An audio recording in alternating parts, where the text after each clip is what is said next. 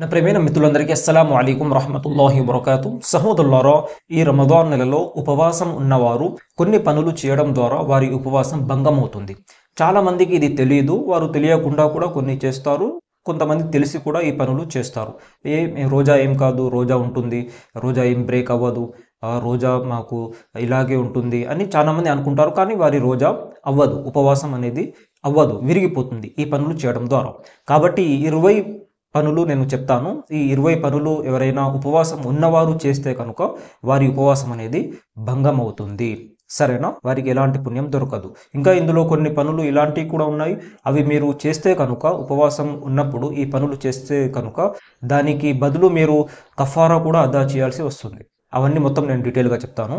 Number 1 వచ్చేసి తెలిసి కూడా కావాలని అన్నం తినడం లేదా త్రాగడం. దీనివల్ల ఉపవాసం భంగం అవుతుంది. మీరు ఉపవాసం ఉన్నారని మీకు తెలుసు, కానీ తెలిసినా కూడా మీరు అన్నం తిన్నారు, త్రాగారు. దీనివల్ల కూడా మీ యొక్క ఉపవాసం బ్రేక్ అవుతుంది. తెలియకుండా తింటే ఏం కాదు, కానీ ఇలా తెలిసి కూడా అన్నం తింటే మీ యొక్క రోజా భంగం అవుతుంది. మరియు దీనికి కఫారా కూడా అదా చేయాల్సి వస్తుంది. కఫారా అంటే 60 రోజాలు ఉండాలి. ఒక్క రోజా మీరు ఇలా బ్రేక్ చేస్తే, తెలిసి కూడా ఇలా బ్రేక్ చేస్తే దానికి బదులు మీరు 60 రోజాలు ఉండాలి. రంజాన్ నెల తర్వాత 60 రోజాలు ఉండాలి. చూసారా? మీరు ఉండగలుగుతారా? కాబట్టి దీనికి మీరు కొంచెం పనులకు మీరు దూరంగా ఉండండి. మరియు రెండవది మాస్టర్బేషన్ చేయడం వల్ల, మాస్టర్బేషన్, సరేనా? దీనివల్ల కూడా మీ యొక్క ఉపవాసం భంగం అవుతుంది. ఈ పనులకు మీరు దూరంగా ఉండాలి. మరియు మూడవది ముక్కులో డ్రాప్స్ వేసుకోవడం ద్వారా కూడా మీ యొక్క ఉపవాసం భంగం అవుతుంది. ముక్కులో డ్రాప్స్ వేసుకుంటారు కదా కొంతమంది ఆయిల్ వేసుకుంటూ ఉంటారు. ఎందుకంటే దాని కనెక్షన్ డైరెక్ట్ గొంతు కాడికి వస్తుంది. ఆ గొంతు లోపలికి ఆ యొక్క డ్రాప్స్ వెళ్తే కనుక ఖతం, మీ యొక్క ఉపవాసం అనేది భంగం అవుతుంది. కాబట్టి ఉపవాసం ఒకవేళ మీరు సెహరీలో వేసుకుంటే ఏం కాదు. సెహరీ చేస్తారు కదా మీరు, సెహరీ టైంలో మీరు వేసుకుంటే ఏం కాదు. కానీ ఇక మధ్యలో మీరు వేసుకుంటే కనుక ఆ యొక్క డ్రాప్స్ ఖతం, మీ రోజా భంగం అవుతుంది. మరియు నాలుగవది బీడీ సిగరెట్ త్రాగడం ద్వారా కూడా మీ యొక్క ఉపవాసం భంగం అవుతుంది. ఉపవాసం ఉన్నవారు బీడీ సిగరెట్ త్రాగకూడదు. మరియు ఐదవది పుక్కిలించేటప్పుడు నీరు లోపలికి పోవడం.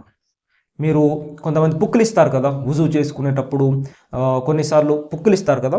ఇలా పుక్కిలించడం ద్వారా కొన్నిసార్లు ఆ యొక్క నీరు గొంతు లోపలికి పోయినట్టే కనుక ఖతం, మీ యొక్క రోజా బ్రేక్ అవుతుంది. చాలా జాగ్రత్తగా మనం పుక్కిలించేటప్పుడు మనం ఈ విషయాలు గమనించాలి.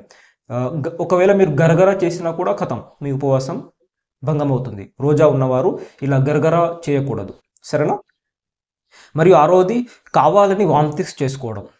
కొంతమంది కావాలని ఇలా లోపల వేలు వేసుకొని వామిటింగ్ చేసుకుంటారు కదా. ఇలా చేసుకోవడం ద్వారా కూడా మీ యొక్క ఉపవాసం భంగం అవుతుంది. ఆటోమేటిక్గా వామిటింగ్స్ వస్తే మీకు ఎలాంటి తప్పు లేదు, మీ రోజా అవుతుంది. కానీ కావాలని చేస్తే కనుక మీ యొక్క రోజా భంగం అవుతుంది. మరియు ఏడవది పీరియడ్స్ వస్తే కూడా మీ ఉపవాసం భంగం అవుతుంది. సహోదరిమణులు ఎవరైతే ఉన్నారో వారందరూ కూడా ఈ విషయాన్ని తప్పనిసరిగా గమనించగలరు. ఒకవేళ మీరు ఉపవాసం ఉన్నా కూడా మధ్యలో మీకు పీరియడ్స్ స్టార్ట్ అయితే కనుక అప్పుడు కూడా మీ యొక్క రోజా బ్రేక్ అవుతుంది. ఒకవేళ ఇఫ్తార్ సమయం కంటే 5 నిమిషాల ముందు మీకు పీరియడ్స్ వచ్చినా కూడా మీ ఉపవాసం భంగం అవుతుంది, బ్రేక్ అవుతుంది. సరేనా? మరియు నెంబర్ 8 మందు యొక్క ఆవిరి పట్టడం ద్వారా కూడా మీ ఉపవాసం భంగం అవుతుంది. ఏదైనా మందు ఉంటుంది కదా, ఆ మందు మీరు ఆవిరి పట్టారు, వేడి నీళ్ళల్లో వేసి దాన్ని ఇలా ఆవిరి పడితే కనుక, విక్స్ లేదా వేరే ఇతర ఏదైనా కూడా ఇలా ఆవిరి పడితే కూడా మీ యొక్క ఉపవాసం భంగం అవుతుంది. కాబట్టి రోజా ఉపవాసం ఉన్నవారు ఈ విధంగా చేయకూడదు. మరియు నెంబర్ 9 ఇన్హేలర్ యూస్ చేయడం ద్వారా కూడా మీ ఉపవాసం భంగం అవుతుంది. మరియు నెంబర్ 10 భార్యాభర్తలు కలవడం ద్వారా కూడా మీ ఉపవాసం భంగం అవుతుంది. ఉపవాసంలో ఉన్నవారు భార్యాభర్తలు కలవకూడదు, అంటే సంభోగంలో పాల్గొనకూడదు. ఇది చాలా పెద్ద తప్పు. మరియు దీనికి కఫారా కూడా అదా చేయాల్సి వస్తుంది. తెలిసి మీరు ఈ విధంగా చేస్తే దానికి కఫారా. దీనికి బదులు ఏం చేయాలి? మీరు 60 ఉపవాసాలు ఉండాలి, లేదంటే 60 మంది నిరుపేదలకు అన్నం తినిపించాలి. ఈ విధంగా చేయాల్సి వస్తుంది. కాబట్టి ఉపవాసం ఉన్నవారు భార్యాభర్తలు ఈ విషయాన్ని తెలుసుకోగలరు. మరియు నెంబర్ 11 మూవీస్ చూస్తూ స్పమ్ బయటికి రావడం, వీర్యం బయటికి వచ్చినా కూడా మీ ఉపవాసం భంగం అవుతుంది. అందువల్ల ఈ ఉపవాసం ఉన్నవారు మూవీస్, సాంగ్స్ వీటికి దూరంగా ఉండండి. సరేనా. నెంబర్ 12, ఎవరైనా ఏదైనా జబర్దస్తి తోటి తినిపించినా కూడా మీ ఉపవాసం భంగం అవుతుంది. ఎవరైనా స్వీట్స్ కానివ్వండి లేదా వేరే ఇతర ఏదైనా కూడా మీరు ఉపవాసం ఉన్నా కూడా మీకు తినిపిస్తే కనుక జబర్దస్తి తోటి, అప్పుడు కూడా మీ ఉపవాసం భంగం అవుతుంది. వారికి చెప్పాలి మేము ఉపవాసం ఉన్నాము అని, వారికి కొంచెం సంజాయించాలి. సరేనా. నెంబర్ 13, ఒక్కోసారి అన్నం బయటికి వస్తూ ఉంటుంది కదా, అంటే ఏమంటారు దాన్ని, త్రేన్పులు అని అంటారు కదా, ఆ యొక్క పుల్లటి తేన్పులు ఈ విధంగా వస్తూ ఉంటాయి కదా.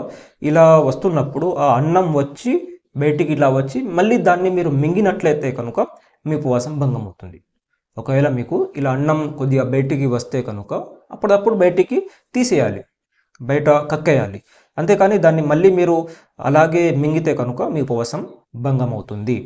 మరియు నెంబర్ 14, తెలియకుండా అన్నం తిన్న తర్వాత మరియు నీళ్లు త్రాగిన తర్వాత మళ్ళీ అతనికి గుర్తుకొచ్చింది, అరే నేను రోజా ఉన్నాను అని గుర్తుకొచ్చింది. కానీ మళ్ళీ అతను తిన్నాడు, త్రాగాడు, అరే ఏమవుతుందిలే కథం ఇక అయిపోయింది నా రోజా బ్రేక్ అయిపోయిందని మళ్ళీ నీళ్లు అన్నం మళ్ళీ తిన్నాడు. ఇలా చేయడం ద్వారా కూడా మీ ఉపవాసం భంగం అవుతుంది. కాబట్టి తెలియకుండా అన్నం తిన్నా నీళ్లు త్రాగినా ఏం పర్వాలేదు.